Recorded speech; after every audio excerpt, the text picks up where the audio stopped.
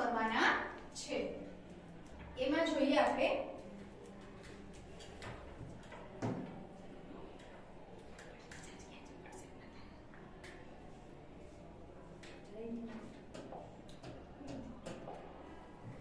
અહીંયા આપેલું છે 12 ગુણ્યા 2 એટલે કે પહેલા છે એ બધી સંખ્યામાં ગુણાકાર થાય છે, પછી એમાં સરવાળો થાય છે. કઈ સંખ્યાનો થાય છે? 3. હવે આપણે એ જોઈ લેવાનું કે અહીંયા આપણે બધી જ સંખ્યામાં છે ને બધી જ વખત 3 જ છે એ એડ થાય છે, એટલે સરવાળામાં આપણે દર વખતે 3 જ ઉમેરવાના છે. હવે અહીંયા જોઈએ આપણે, અહીંયા પણ 12 છે, અહીંયા પણ 12 છે, અહીંયા એટલે અહીંયા બધે 12 છે. તો અહીંયા પણ આપણે જ્યાં લખવાનું છે પેટર્ન પૂર્ણ કરવાની છે ત્યાં પણ શું આવશે?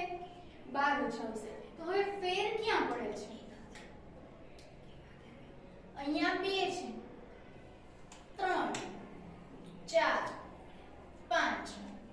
તો અહીંયા છે ગુણાકારમાં એ સંખ્યા ધીમે ધીમે વધતી જાય છે, અને પછી આપણે આ બધાનો શું કરવાનો છે? પહેલા ગુણાકાર કરી અને પછી સરવાળો કરવાનો છે.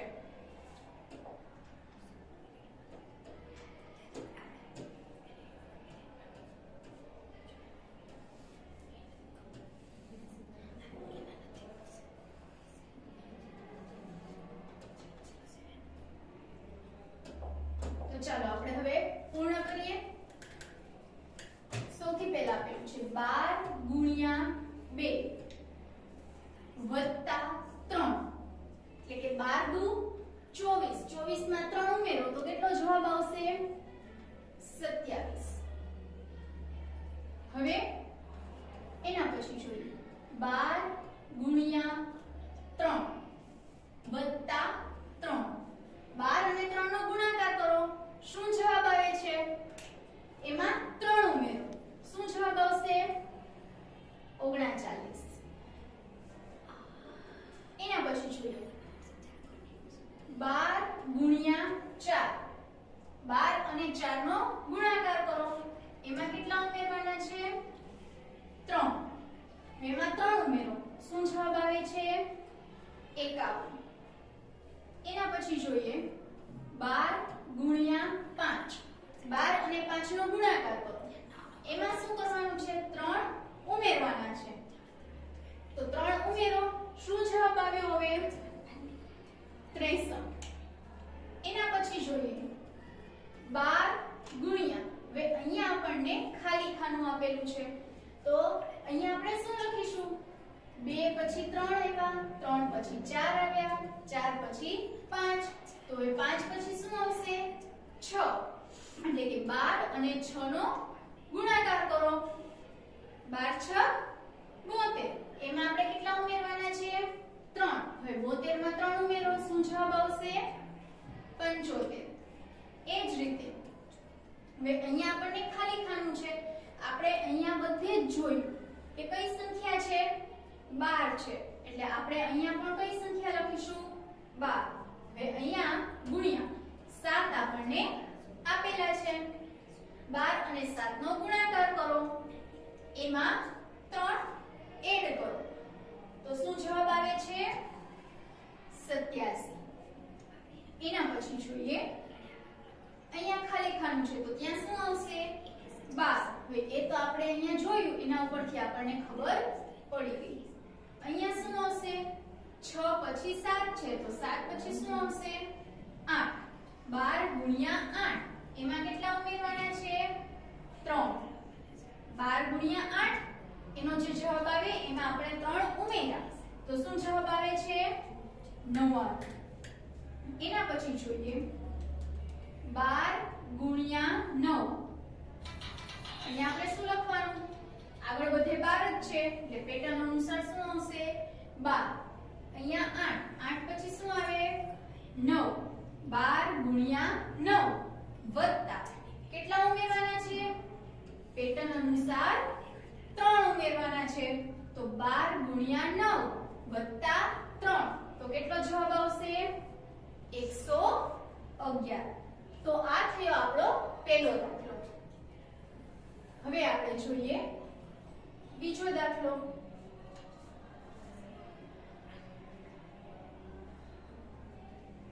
તો બીજો દાખલો શું કહે છે? અહીંયા આપણને 12 હતા, અહીંયા શું છે? 15. 15 ગુણ્યા 1 વત્તા 1 બરાબર 16. એટલે કે આગળનો જે દાખલો હતો એવી જ રીતે છે. પહેલા બે સંખ્યાનો ગુણાકાર કરો, એમાં તમે કોઈ સંખ્યા ઉમેરો અને એનો જવાબ તમારે બરાબરની સામે લખવાનો છે. તો આપણે અહીંયા પહેલા જોઈએ શું છે? 15 ગુણ્યા 1 વત્તા 1 એટલે કેટલા થાય? 16.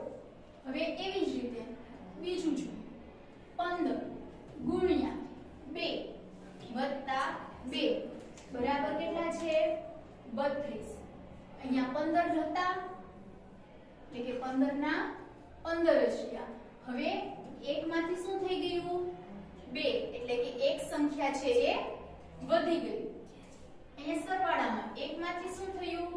2 એટલે કે એક સંખ્યા છે એ વધી ગઈ. એ જ રીતે ત્રીજું જોઈએ. 15 ના 15 શું કામ? કારણ કે પેટર્ન છે એટલા માટે. ગુણ્યા 2 માંથી 1 વધે એટલે 3 વત્તા 3 બરાબર કેટલા થશે? 48. તો હવે આ બાજુ પણ એક પેટર્ન બને છે. 16 પછી 32 પછી 48. ચલો આગળ જોઈએ.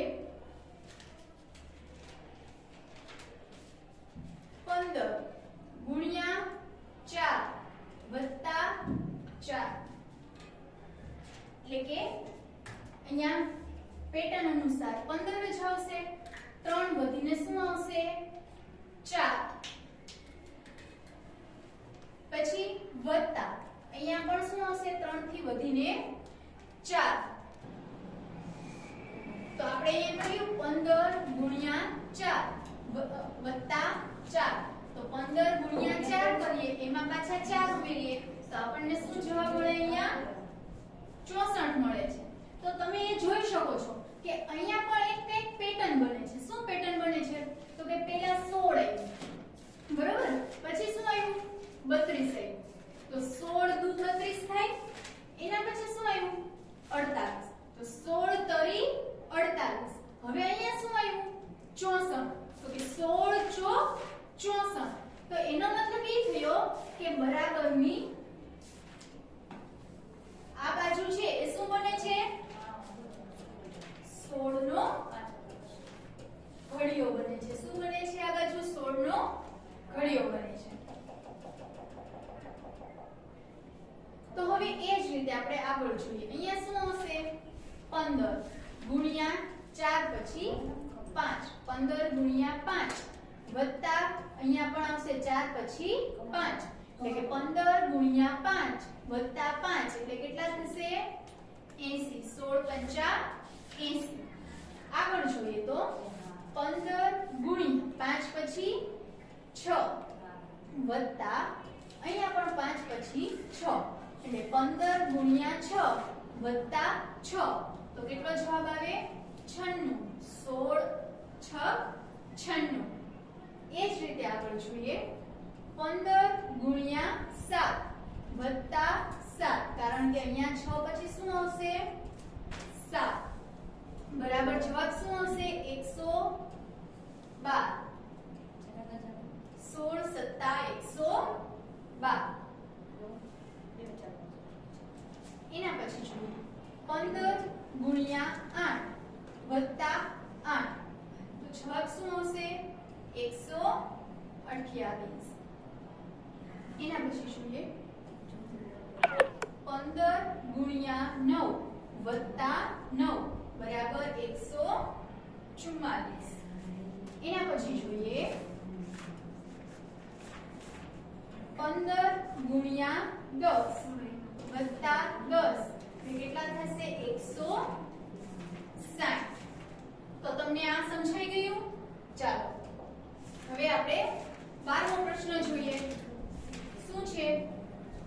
નીચેની પેટર્ન મુજબ ખાલી સ્થાનમાં આકારો દોરી તેમાં સંખ્યા લખી પૂર્ણ કરો.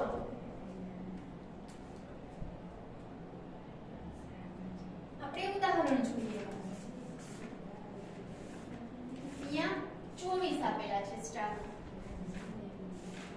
અહીંયા પંચકોણમાં 19 આપેલા છે અને આ ચતુષ્કોણમાં 37 આપેલા છે. બધામાં વચ્ચે કઈ નિશાની છે? સરવાળાની. બરાબર અહીંયા પણ છે. એ જ રીતે આપેલું છે બધું. તો હવે આપણને એમ થાય કે આવું શું કામ આપેલું હશે? તો એના માટે આપણે સમજીએ.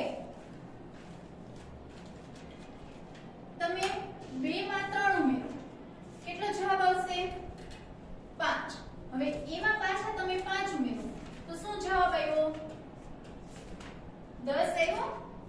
હવે એવી જ રીતે આપણે કોઈને હવે એમ થાય કે મારે સૌથી પહેલા 2 નથી લેવા, કોઈને 3 લેવા છે, તો એ સૌથી પહેલા 3 લે. તો એ 3 માં 2 ઉમેરશે. તો 3 માં 2 ઉમેરીએ તો કેટલા થશે? 5. એમાં એને 5 ઉમેરવા છે તો એને શું જવાબ મળશે? 10. તો હવે કોઈને એમ થાય કે સૌથી પહેલા મારે 5 લેવા છે, 2 નથી લેવા અને 3 નથી લેવા, તો એ 3 વત્તા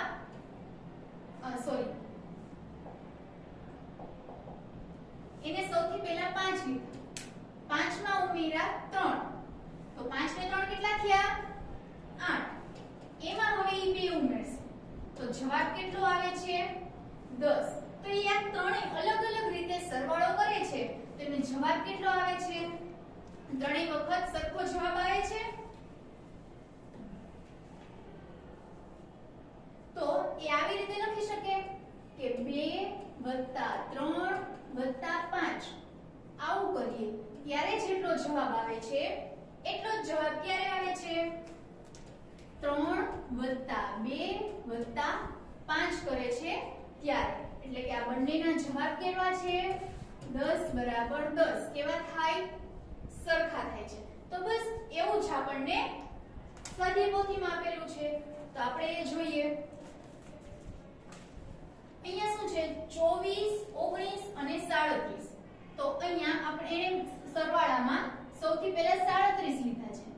37 માં શું ઉમેર્યા છે? 24 અને એમાં શું ઉમેરે છે? 19. હવે એ જ રીતે આપણે પહેલો દાખલો જોઈએ. 215 વત્તા 120 વત્તા અહીંયા આપણને ખાલી જગ્યા આપેલી છે.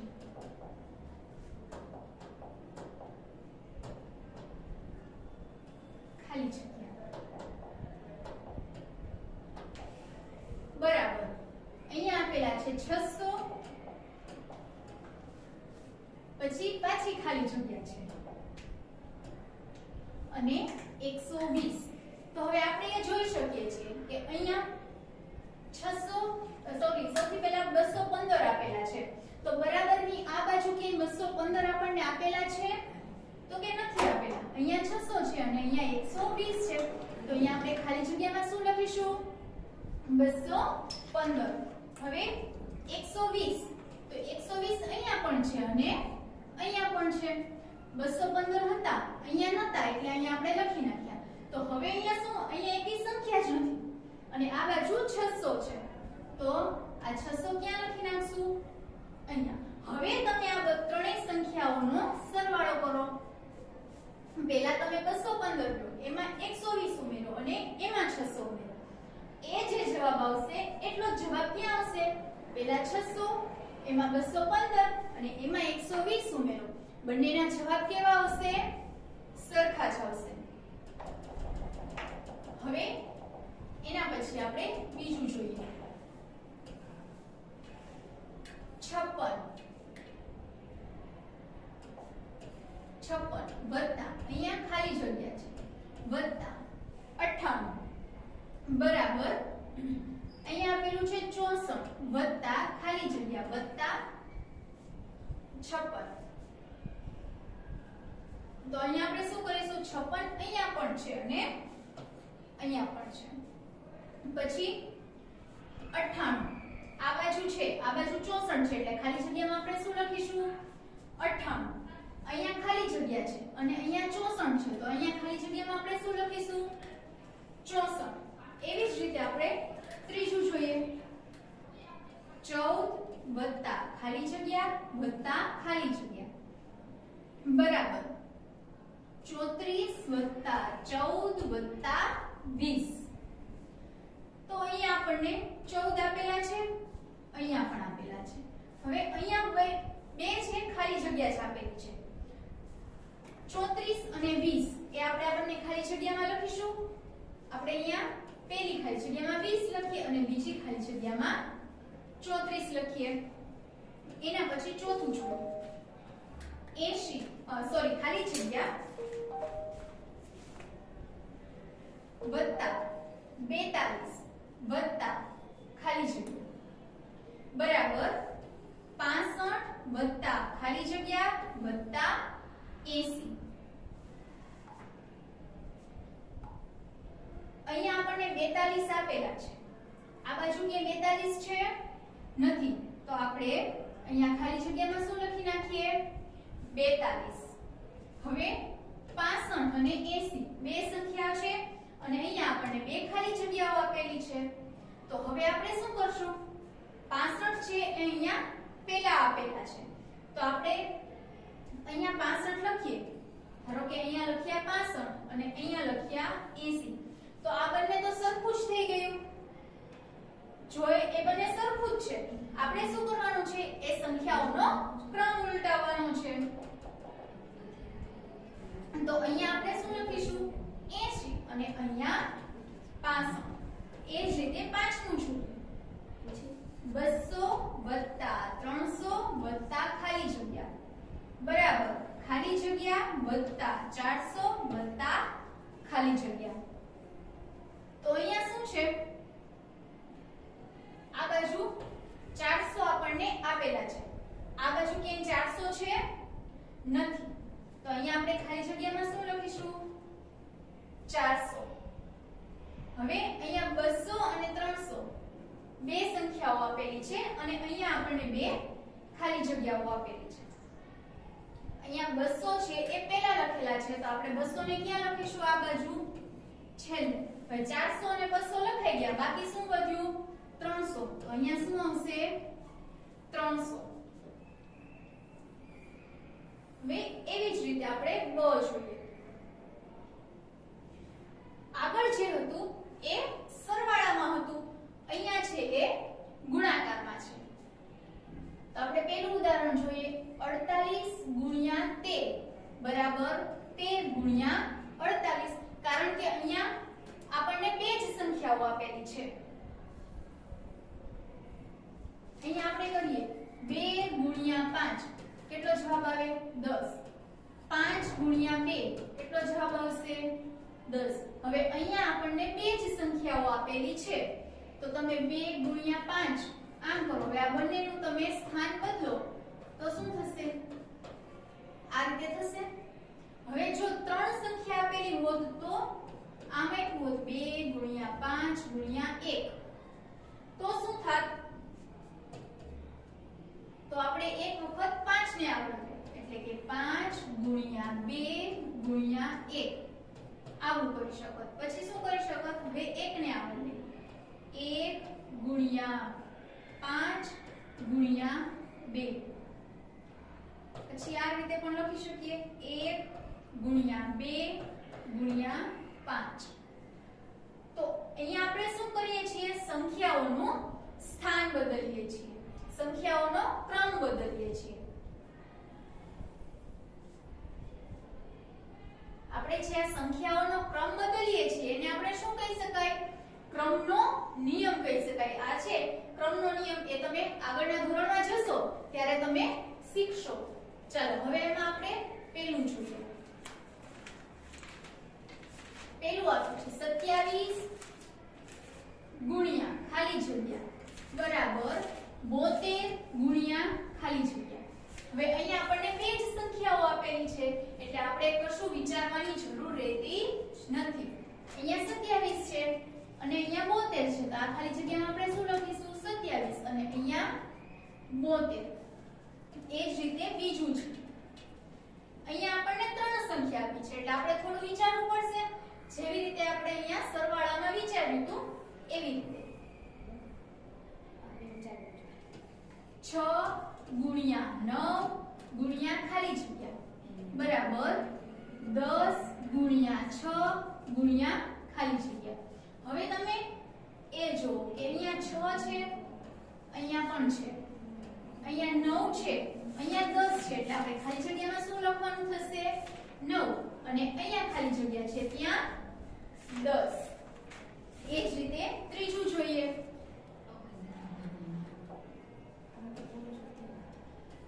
4 ગુણ્યા 5 ગુણ્યા ખાલી જગ્યા બરાબર 6 ગુણ્યા ખાલી જગ્યા ગુણ્યા ખાલી જગ્યા.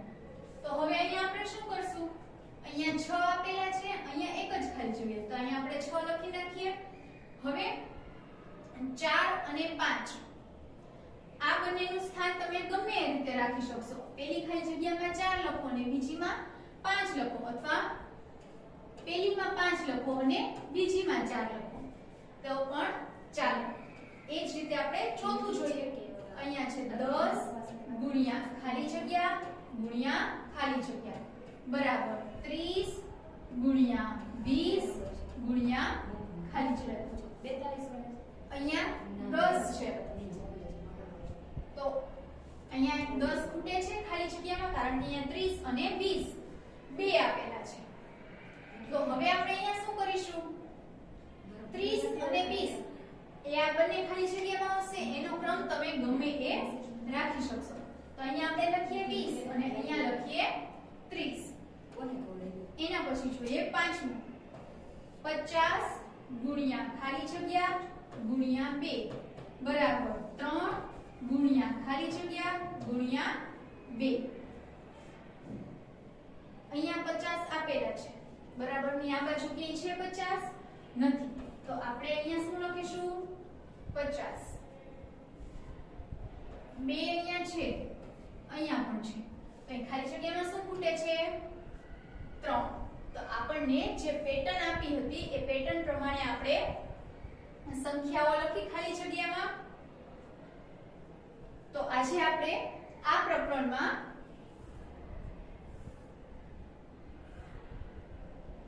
11 અને 12મો દાખલો શીખ્યા બરાબર. હવે આના પછીના પ્રકરણમાં, આના પછીના વિડિયોમાં આપણે આગળ અભ્યાસ કરીશું. ત્યાં સુધી જય શ્રી કૃષ્ણ.